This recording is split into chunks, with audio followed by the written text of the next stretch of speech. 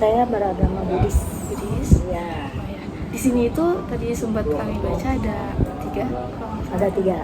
Ya, kalau memang ini Vihara Tanda Bakti Bandung ini menganut 3 ajaran atau disebut Tridharma. 1 ada Buddhisnya, 2 ada Tao, 3 ada Konghucunya. Jadi itu mereka itu di sini itu berbaur ya. Jadi kita enggak membeda-bedakan karena memang dari dulunya adat Tionghoa itu seperti itu. Jadi kita yang baik-baik kita lakukan ya, siapa aja yang mau berdoa atau sembahyang silakan untuk di sini ya, mengadop 3 ajaran begitu. Boleh mungkin dijelaskan seperti itu ya dari masing-masing 3 ajaran tersebut. 3 ajaran tersebut itu, satu itu kan kayak Buddhis. Buddhis itu kan dengan gurunya adalah Sakyamuni Buddha mengajarkan tentang 4 kesunyataan gitu ya, atau yang disebut dengan apa ya, jadi di dunia itu bagaimana caranya untuk tidak melekat atau menghindar dari segala penderitaan, sedangkan penderitaan itu juga memang dari sononya sudah ada gitu. Jadi Buddha Sakyamuni juga mengajarkan bagaimana cara supaya hidup kita itu tidak menderita, mungkin lebih panjang lagi gitu ya. Itu ajarannya ya, memang dia adalah mengajarkan tentang 4 kesunatan mulia yang paling diutamakan untuk umatnya. Nah, satu lagi adalah Tao dengan gurunya yaitu Taisang Lochin, ada di belakang tumpangnya, mungkin mengajarkan tentang alam semesta ya. Nah, satu lagi ada Nabi Konghucu. Dia itu sebenarnya bukan agama sebenarnya, tapi dia adalah suatu mengajarkan tentang norma-norma kehidupan yang ada dalam kehidupan kita sehari-hari. Buddhis dan juga Tao itu sebuah agama atau keyakinan seperti itu. Iya. Sedangkan Konghucu itu lebih ke ajaran ya. Konghucu ya keajaran dalam kehidupan sehari-harinya ini, bagaimana tata cara, norma-norma yang kita harus lakukan.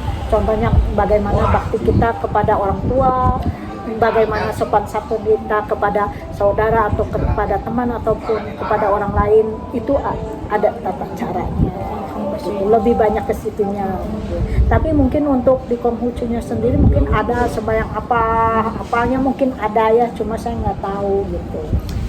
Nah, mungkin tadi Ibu sudah dijelaskan mengenai tentang bagaimana ajaran dari agama Buddhis itu. Mungkin bisa dijelaskan mengenai tradisi-tradisi yang ada di agama Buddhis itu sendiri. Kalau tradisi itu mungkin menyangkut adat istiadat atau seperti kita orang Tionghoa itu adat istiadat. Tapi kalau Buddhis itu sendiri mungkinnya berbaur dengan tradisi. Jadi ada suatu perayaan juga yang bisa diperingati. Contohnya Cengbeng.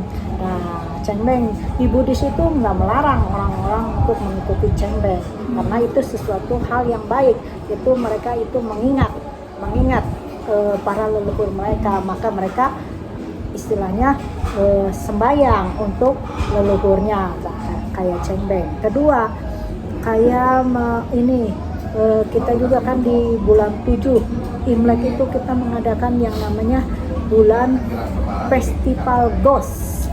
Jadi itu satu bulan penuh itu untuk para leluhur. Kita sembahyang itu mengadakan doa-doa, terus membacakan doa-doa untuk yang kita bisa limpahkan untuk para leluhur kita.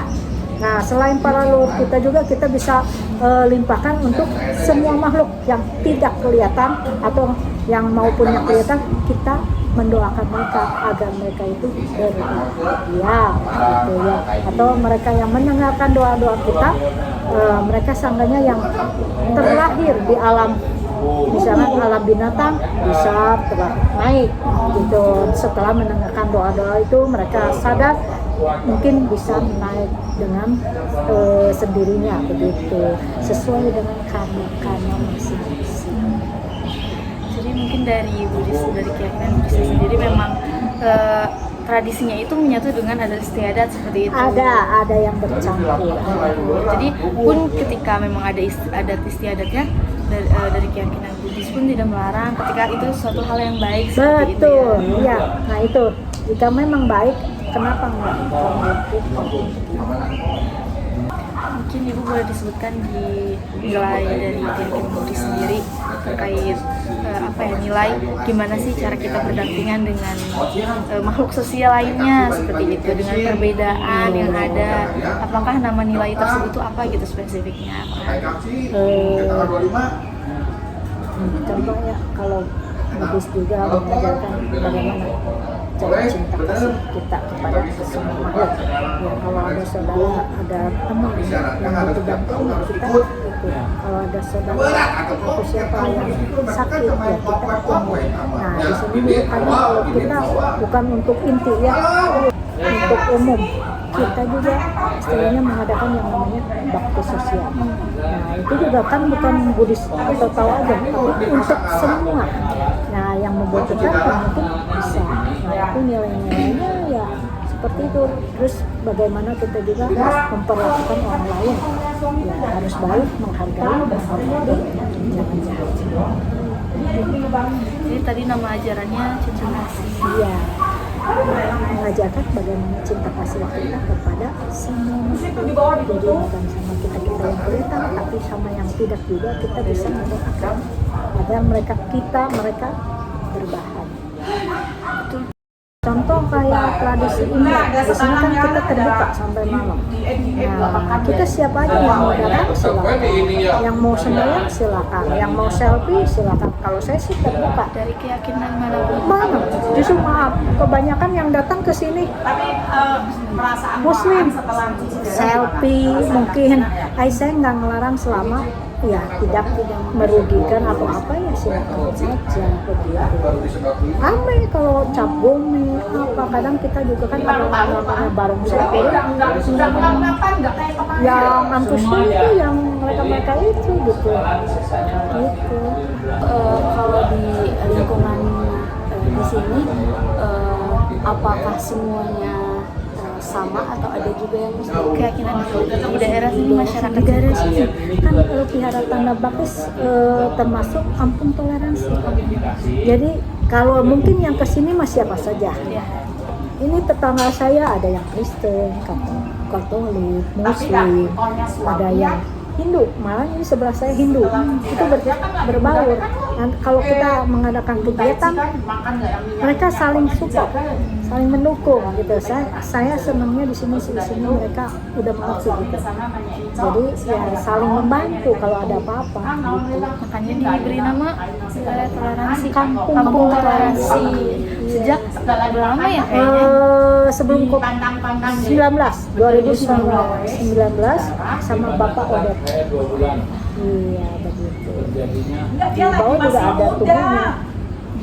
Mungkin kan tadi sudah disebutkan nilainya, ajaran-ajarannya dalam kehidupan nyata seperti itu yang Ibu Heni ketahui. Apakah umat-umat yang lain pun menjalankan keyakinan atau nilai-nilai tersebut gitu? Apakah sejalan gitu dengan nilai-nilai ataupun ajaran yang ada?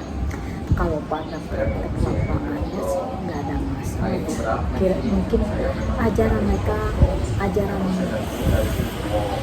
saya atau yang di sini mungkin semua juga mengajarkan tentang kebaikan. Itu betul. Itu tergantung sama masalah orang-orang. Jadi sebenarnya kalau saya lihat baik Muslim, baik Kristen atau Katolik ini mereka semua kalau dilihat mereka mengajarkan tentang kebaikan gitu. Tapi balik lagi gimana caranya? Kadang kalau orangnya ini salah persepsi gitu kakak jadi salah gitu kan. Ya kalau dilihat ya mirip-mirip lah kita. Makanya kita ya menghargai juga ya sama-sama lah menghargai, jangan melihat perbedaan kita menghargai aja. Makanya kita ya kan di sini kampung toleransi ya itu terdapat beberapa keyakinan seperti Muslim, Kristen, Buddhis dan juga yang lain. Ibu sendiri pernah mengalami konflik atau apa ya pengalaman perbedaan gitu dengan mereka yang mungkin memunculkan sebuah konflik atau masalah? Alhamdulillah nggak ada. Saya sepak pengurus di sini nggak pernah konflik di sini sama siapa juga. Ya. Karena gini saya juga sendiri lebih baik menghindar, lebih baik ngerem, mengendalikan diri, jangan sampai ribut. Istilahnya nggak bagus juga gitu ya. Ya kita mah memang kalau ada pandangan-pandangan yang berbeda, ya kita mah terima saja dulu. Nanti kita juga kalau memang yang berbeda itu kurang berkenan gitu, ya udah tinggalkan.